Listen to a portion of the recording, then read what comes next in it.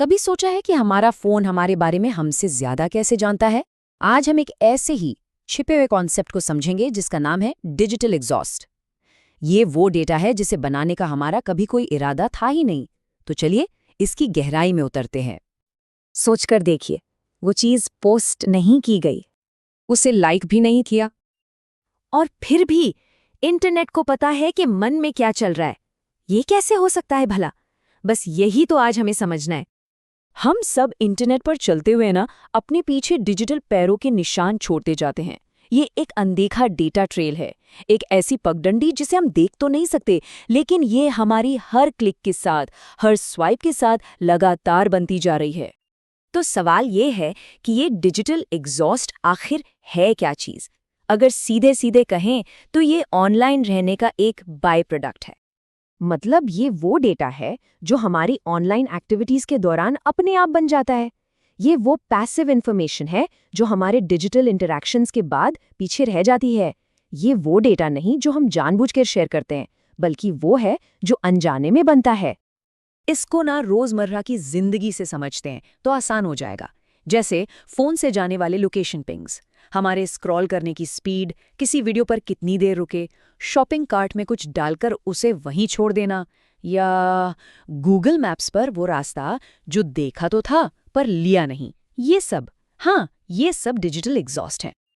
ये तुलना देखिए, इससे बात और साफ हो जाती है।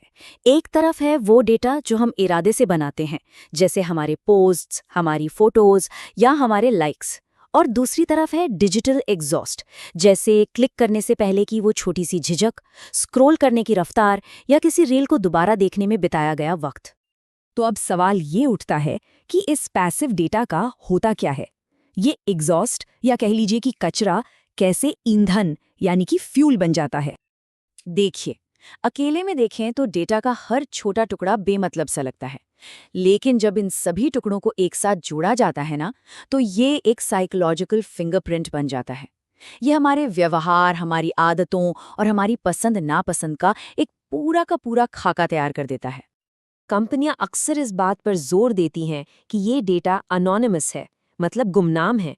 वो कहती हैं कि इससे किसी की पहचान जाहिर नहीं होती। लेकिन यहाँ एक बहुत ज़रूरी बात है, एल्गोरिदम को किसी के नाम की ज़रूरत ही नहीं होती।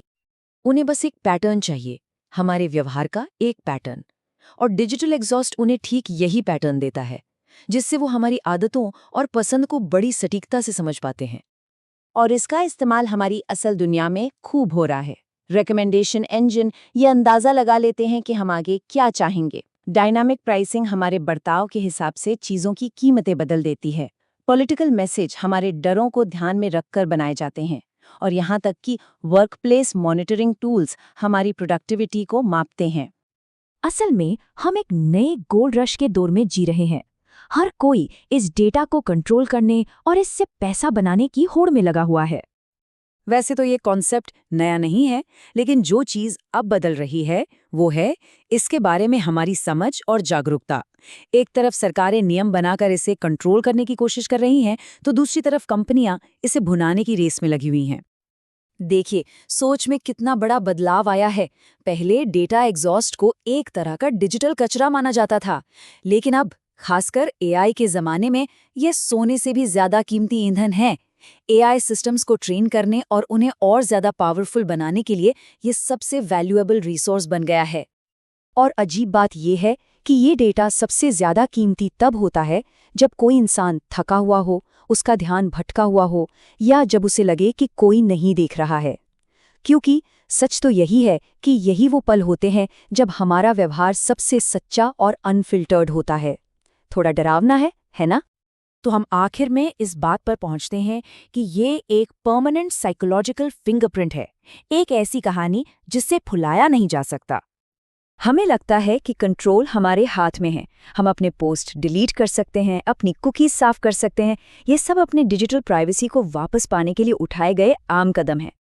लेकिन यहाँ एक बड़ा सवाल उठता है, क्या उस कहानी को मिटाया जा सकता है जो हमारे व्यवहार ने पहले ही बता दी है? क्या उन अनजाने में बने पैटर्न्स को मिटाया जा सकता है जो हमारे डिजिटल एग्जॉस्ट ने हमेशा के लिए बना दिए हैं? और यही आज की पूरी बातचीत का सबसे ज़रूरी निचोड़ है। जो सबसे जोरदार, सबसे असरदार डेटा हम पैदा करते हैं, वो असल में वो डेटा है जिसे बनाने का हमारा कभी कोई इरादा ही नहीं था। और ये एक ऐसी सच्चाई है जिसके बारे में हम सभी को सोचने की ज़रूरत है।